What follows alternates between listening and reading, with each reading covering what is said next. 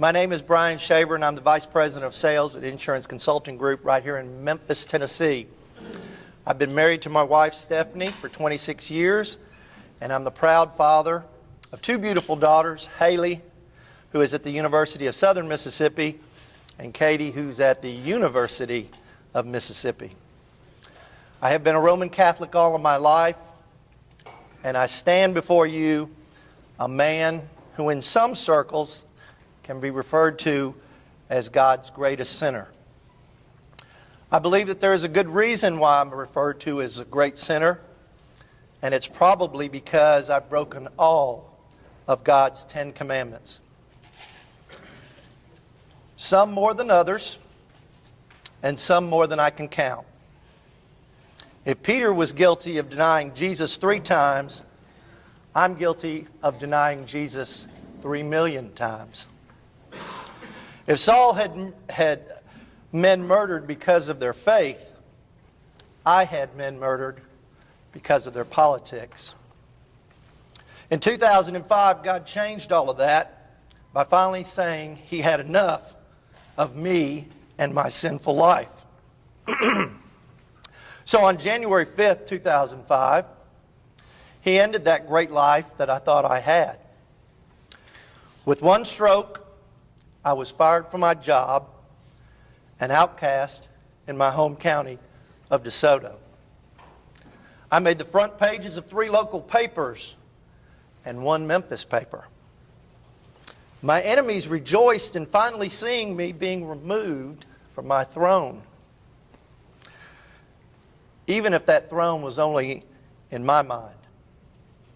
Like God has done so many times in the Bible, He handed me over to my enemies, and they had a great time picking the meat from my bones. Prior to March of 2010, if I had died, there's no doubt in my mind that I would have gone straight to hell.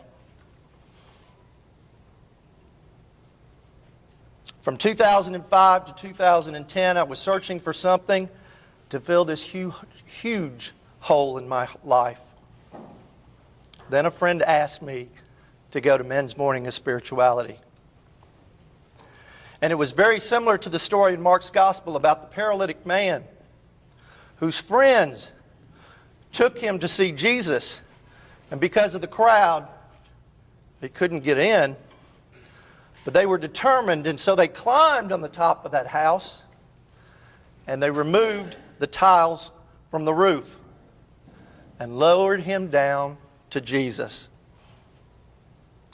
Jesus commands the man to rise and tells him his sins are forgiven. And for 5 years, I was paralyzed by my sins and my own fear, just like the paralytic man. One of my own friends brought me to Jesus. I was stunned to hear the personal testimony of Mark Underwood at that MMOS. To get up before 1,000 men and to share his sins was unbelievable for me as a Catholic to hear. I had never heard Catholics share their sins publicly. That one day saved my soul from an eternity in hell. It led me to Curcio, then to 40 Days for Life, and finally on to Kairos. And if you're not familiar with Kairos, it's the prison ministry that was started by the Curcio movement. And if you'd like to see what kind of sense of humor that God has, ask me about the time that He sent a right-wing Republican loon like myself to preach the gospel to men in prison. Not just any prison, the state penitentiary in Parchman, Mississippi.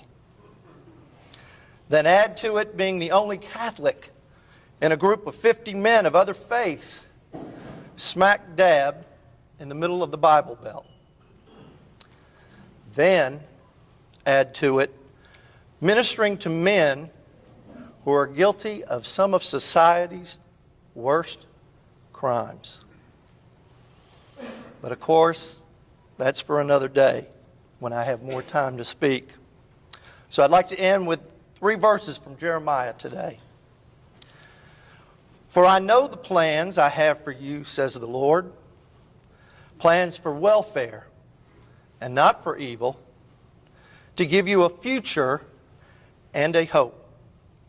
Then you will call upon me and come and pray to me, and I will hear you. You will seek me and find me when you seek me with all your heart. Thank you all for allowing me to share this testimony with you. Please pray for me as I pray for you. Thank you.